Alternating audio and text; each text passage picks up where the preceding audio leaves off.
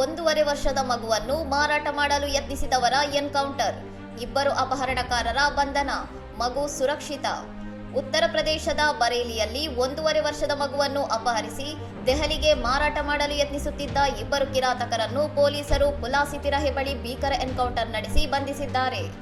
ಮೇ 24ರಂದು ಮನೋನ್ಧಾಮ್ ದೇವಾಲಯದ ಆವರಣದ ಬಳಿ ಆಟವಾಡುತ್ತಿದ್ದಾಗ ನಾಪತ್ತೆಯಾಗಿದ್ದ ಮಗುವನ್ನು ಅಪಹರಿಸಿರುವ ದೃಶ್ಯ ಸಿಸಿಟಿವಿ ಕ್ಯಾಮೆರಾದಲ್ಲಿ ಸೆರೆಯಾದ ಬೆನ್ನಲ್ಲೇ ತನಿಖೆಗಾಗಿ ಬರೇಲಿ ಎಸ್ಪಿ ಅಂಶಿಕಾ ವರ್ಮಾ ಅವರು 5 ಪೊಲೀಸ್ ತಂಡಗಳನ್ನು ರಚಿಸಿದ್ದರು.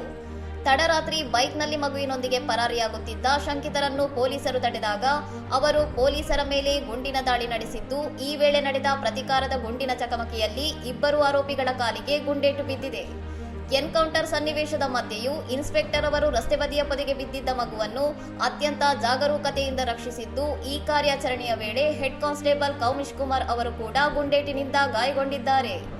ಬಂಧಿತಾರೋಪಿಗಳನ್ನು ನರ್ಸಿಂಗ್ ವಿದ್ಯಾರ್ಥಿ ಯೋಗೇಶ್ ಕನ್ನೌಜಿಯಾ ಮತ್ತು ಪವನ್ ಸಿಂಗ್ ಎಂದು ಗುರುತಿಸಲಾಗಿದ್ದು, ಮಕ್ಕಳಿಲ್ಲದ ದಂಪತಿಗಳಿಗೆ ಮಾರಾಟ ಮಾಡಲು ಲಖೀಂಪುರದ ವ್ಯಕ್ತಿಯೊಬ್ಬ ನೀಡಿದ್ದ 60,000 ರೂಪಾಯಿ ಸುಪಾರಿ ಆಸೆಗೆ ಈ ಕೃತ್ಯ ಎಸಗಿರುವುದಾಗಿ ಒಪ್ಪಿಕೊಂಡಿದ್ದಾರೆ. ಕಾರ್ಯಾಚರಣೆಯ ಯಶಸ್ಸಿನ ಬಳಿಕ ಎಸ್ಪಿ ಅಂಶಿಕಾ ವರ್ಮಾ ಅವರು ಮಗುವನ್ನು ಮಡಿಲಲ್ಲಿಟ್ಟು ಮುದ್ದಾಡಿ ಪೋಷಕರಿಗೆ ಒಪ್ಪಿಸಿದ್ದು, ಕಳೆದು ಹೋಗಿದ್ದ ಮಗನನ್ನು ಮರಳಿ ಪಡೆದ ತಾಯಿ ಆನಂದ ಬಾಷ್ಪ ಸುರಿಸುತ್ತಾ ಪೊಲೀಸರಿಗೆ ಧನ್ಯವಾದ ಅರ್ಪಿಸಿದ್ದಾರೆ. ಇನ್ನಷ್ಟು ಸುದ್ದಿಗಳಿಗಾಗಿ ನೋಡ್ತಾ ಇರಿ ಸೌರಂ ಟಿವಿ.